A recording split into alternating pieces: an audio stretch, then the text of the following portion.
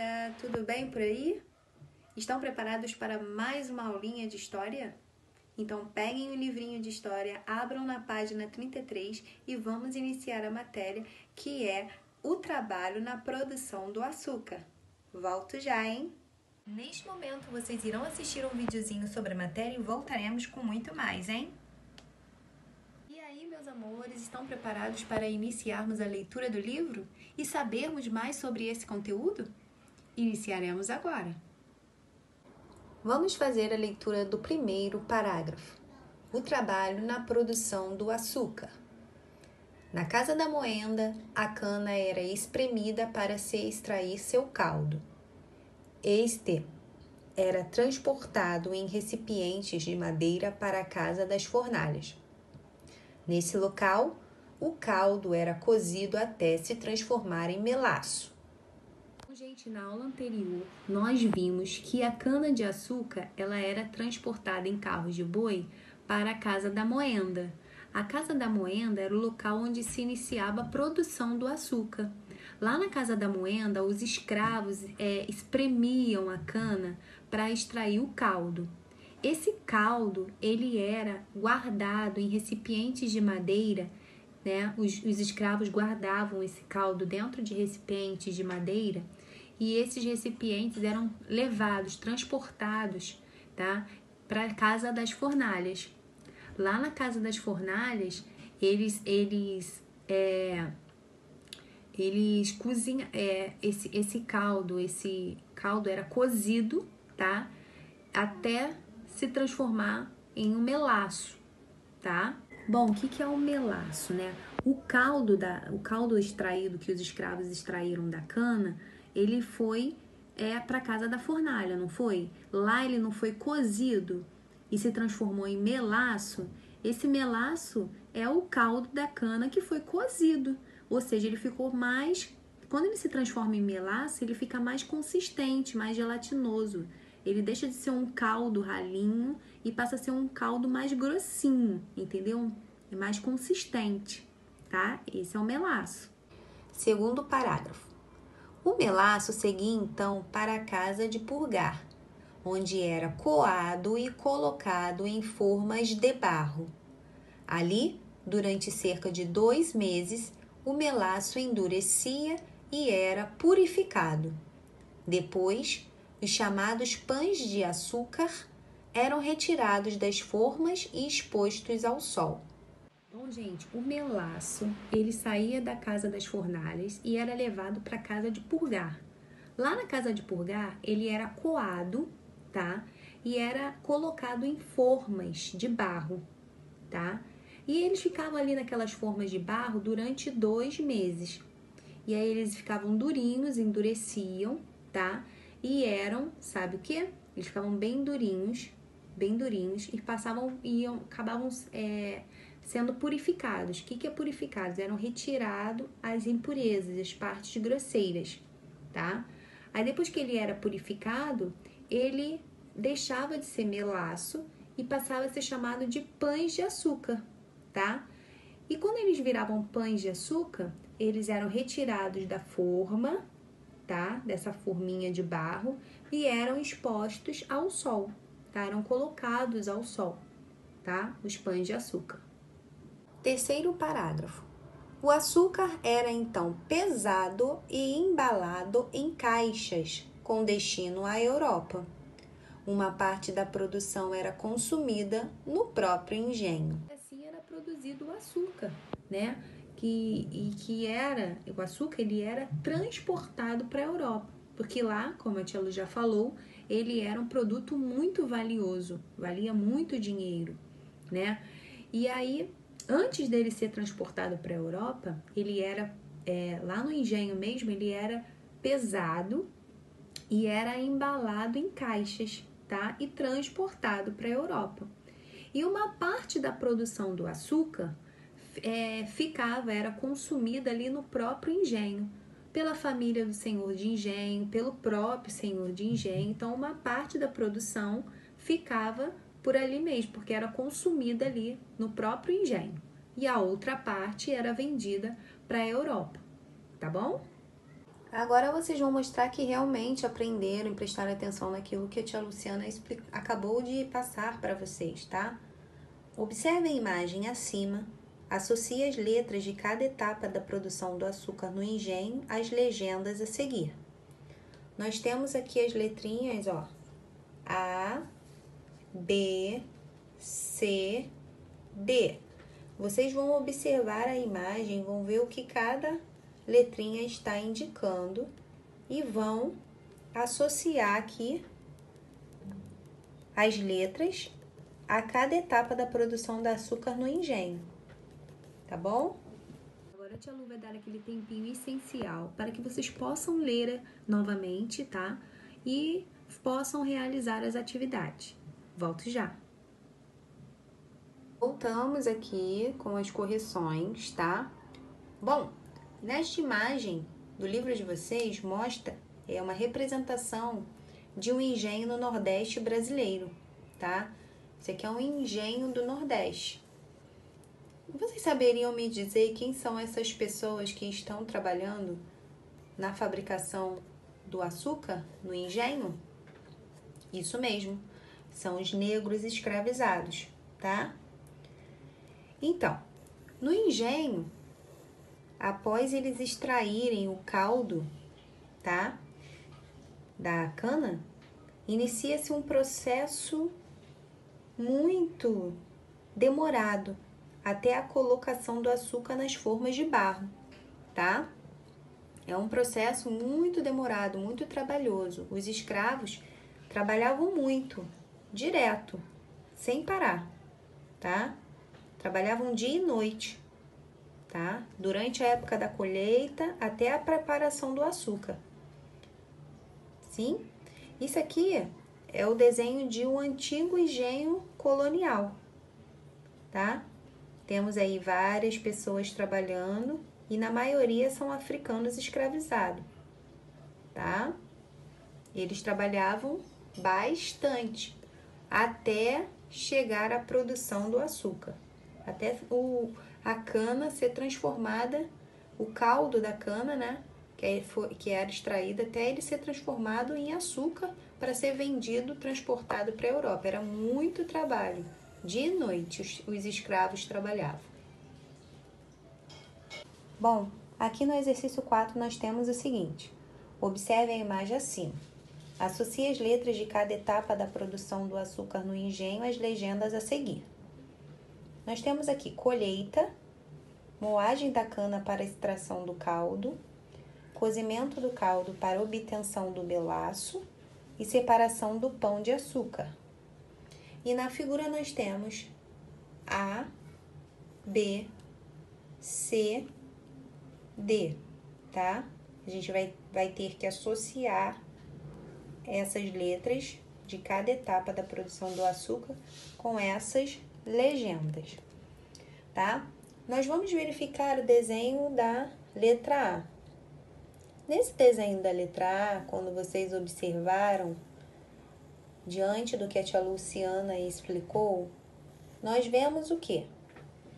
Nós vemos aí na letra A colheita, a moagem da cana para extração do caldo, o cozimento do caldo para obtenção do melaço ou a separação do pão de açúcar. Lá na letrinha A nós vemos o quê?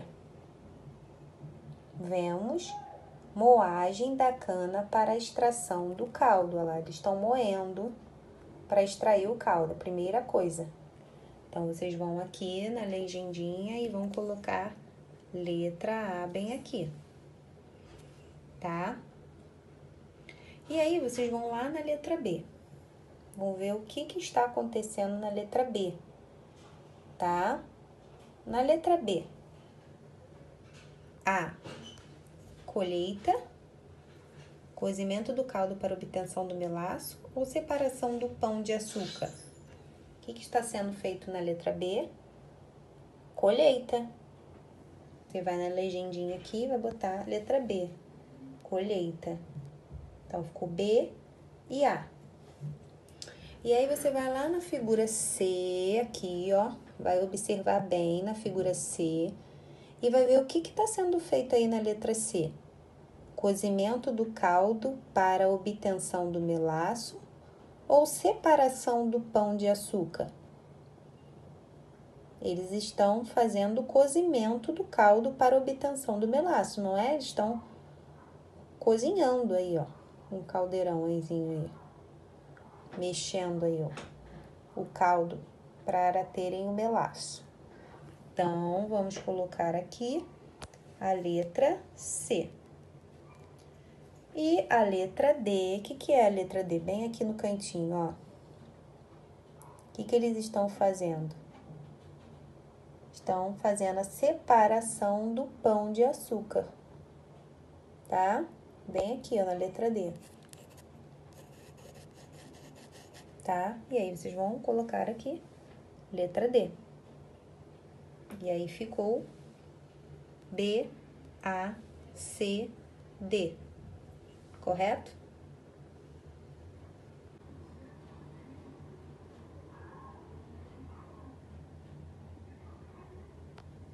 Agora nós iremos passar para a página 34 e vamos iniciar a leitura. O engenho. A maior parte das terras do engenho era reservada ao canavial. Uma parte das matas era mantida para fornecer lenha às fornalhas. Além do canavial e das matas, diversos tipos de construções faziam parte do engenho. Nós vimos aí que a maior parte do engenho era reservado ao canavial, tá? O que era engenho? Uma grande propriedade de produção de açúcar. E canavial era onde tinha plantação de cana-de-açúcar. Então, grande parte do engenho era destinado ao canavial, tá? A plantação de cana-de-açúcar. A outra parte era de matas, de onde era fornecido lenha. Lenha eram toras de madeira que eles colocavam nas fornalhas, tá? Que eram grandes fornos que eles utilizavam para a produção de açúcar, tá? Então, uma parte do engenho era para o canavial, outra parte era para essas matas e tinha outra parte que era para as grandes construções que tinham naquela época, como a casa do senhor de engenho, a casa grande, tá? As capelas, a senzala, que era onde os escravos moravam, né? A casa das fornalhas, a casa de purgar, a casa da moenda, que foi o que nós vimos na página anterior. Então, esse primeiro parágrafo explica essa parte. Segundo parágrafo. A vida no engenho girava em torno do seu proprietário, o senhor de engenho. Ele era a autoridade máxima e controlava toda a vida no engenho. Nem todas as propriedades rurais possuíam maquinário. Pequenas e médias propriedades pagavam a um senhor de engenho pelo uso de sua maquinaria. Bom, gente, aí no segundo parágrafo da página 34 mostra que todo o engenho girava em torno das ordens do senhor do engenho. Ele era a autoridade máxima, ele que mandava e desmandava em tudo que acontecia no engenho, tá? E existiam propriedades rurais. Nem todas as propriedades rurais que existiam lá no engenho tinham maquinários, né, para poder... O que é maquinários? Eram máquinas que eles precisavam utilizar para fazer a produção, né? E aí, os senhores de engenho tinham esse maquinário, né? E aí os pequenos e médios produtores rurais pagavam ao senhor de engenho para poder utilizar essas máquinas, tá? Eles pagavam ao senhor de engenho para poder fazer o uso dessas máquinas, para poderem fazer a produção, e aí os senhores de engenho ganhavam dinheiro com isso. Agora nós vamos observar essa figura aí que mostra o engenho de 1668, tá? Observe a imagem abaixo e conheça melhor o engenho. Nós temos aqui mostrando no ponto A aqui, ó. Essa aí é a casa grande, tá? Aqui, ó, a casa grande. É uma construção ampla, bem grande, com vários cômodos, várias partes, quarto, sala, cozinha, banheiros, onde o senhor de engenho é o que mandava no engenho, né? É a autoridade máxima do engenho, mandava em tudo aqui, ó. É aqui, na casa grande, que o senhor de engenho vivia com a sua família, tá? Nessa construção aqui, que era bem ampla, tinha vários cômodos, tá? Então, essa aqui é a casa grande. Na letra B, olha, nós vemos a capela, que é uma pequena igreja onde eram celebrados eventos religiosos, como missas, batismos e casamentos. Todos esses eventos eram realizados aqui nessa capela. Ficava bem próximo da casa grande, ó. Na letra C, bem aqui, olha. Olha aqui a letra C, nós temos a senzala. Senzala. É uma construção rústica, bem antiga, em condições precárias, ou seja, não tinha luxo algum. Tudo muito simples, muito precário, tá? Sem mobília, ou seja, não havia móveis, não tinha cama, nada disso. E era a moradia dos africanos escravizados, tá? Eles moravam aqui, ó, bem na senzala, sem luxo algum. Tudo bem simples, tá? E a letra D, bem aqui, ó, a letra D, tá? Local destinado à produção do açúcar, tá? Local destinado à produção do açúcar. Lugar que contava com a casa da moenda, a fornalha e a casa de purgar, tá? Bem aqui na letra D. Local onde se produzia o açúcar, né? Lembra que a cana-de-açúcar ia para a casa da moenda, depois para a casa da fornalha, depois para a casa de purgar, tá? Tudo isso é o engenho. Agora chegou aquela hora de você mostrar os seus conhecimentos, mostrar que você prestou bastante atenção em todas as informações que a tia Lu passou para você. Vamos fazer esse exercício que está sendo pedido aí na página 34 e voltaremos para fazermos juntinhos a correção.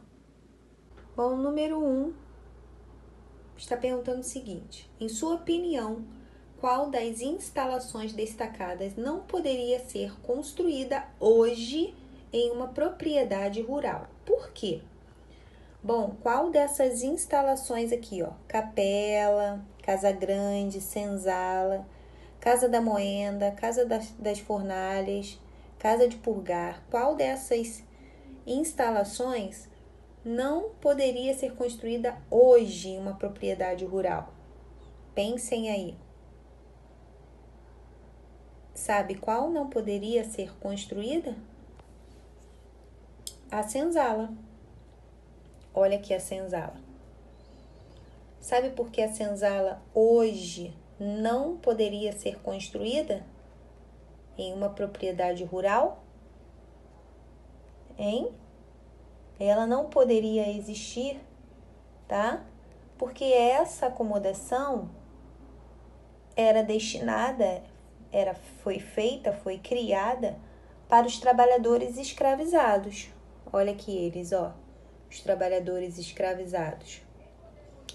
E por que hoje em dia não poderia ser criada? Porque atualmente, no Brasil, a escravidão é proibida por lei. Não existe mais escravidão, tá?